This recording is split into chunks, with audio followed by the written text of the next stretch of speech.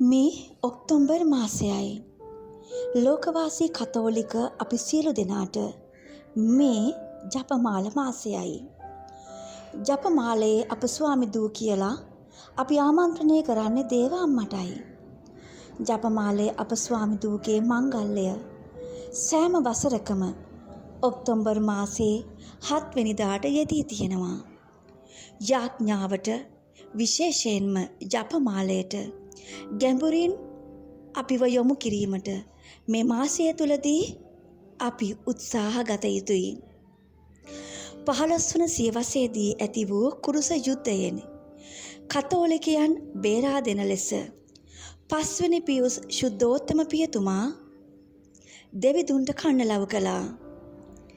සියලු කිතුණුවන්ට ජපමාලය උච්චාරණය කරන ලෙස උන්වහන්සේ ඉල්ලා සිටියා.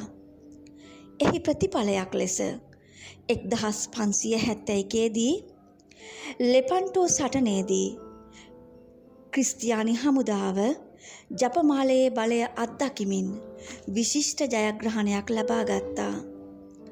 දේව අම්මාගේ මැදිහත්කම අමතක නොවෙන්නට ඒ දිනය ජපමාල මෑණියන් වෙනුවෙන් කැප කළා.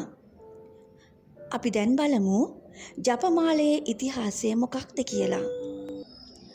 13 වන සතවර්ෂයේදී ප්‍රංශය පුරා පැතිරී ගිය විවිධ මිත්‍යා දෘෂ්ටික වාදයන් නිසා කතෝලිකයන්ට දරුණු පීඩා ඇති වුණා.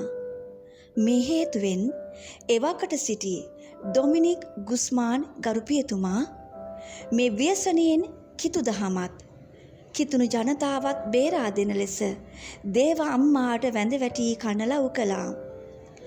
එහි ප්‍රතිඵලයක් ලෙස විශ්වාසය කිතුණු ජනතාව තුළ ගොඩනගන්නට හැකි එකම ආයුධය ජපමාලය උච්චාරණය කිරීම පමණක් බව පවසමින් දේව මාතාවන් ශුද්ධෝ ජපමාලය ශුද්ධෝ ඩොමිනික් ගුස්මාන්තුමන්ට ලබා දුන්නා. ජපමාලය තුළින් ක්‍රිස්තුස් වහන්සේගේ හා දේව අම්මාගේ ජීවිතය අපි මෙනෙහි කරනවා. ජපමාලය තුළින් අපේ ජීවිතත් ස්වර්ගය කරා රැගෙන යන්නට පාර කියා දෙනවා. සාමයේ හා ඇදහිල්ලේ සංකේතය වන්නේත් ජපමාලයයි. දේව අම්මාගෙන් අප ලද මේ උතුම් ත්‍යාගය තුළින් අපේ ඇදහිල්ල ශක්තිමත් කරගනිමින් යාඥාව තුළින් අපේ පවුල් ජීවිත ශුද්ධවන්ත කරගන්නට උත්සාහ කරමු. මේ ජපමාල මාසයේ අපි ජපමාලය උච්චාරණය තුළින් අපේ ආත්මත් අන් අයගේ ආත්මත් ගලවා ගන්නට පෙරට එමු. ජේසු පිහිටයි.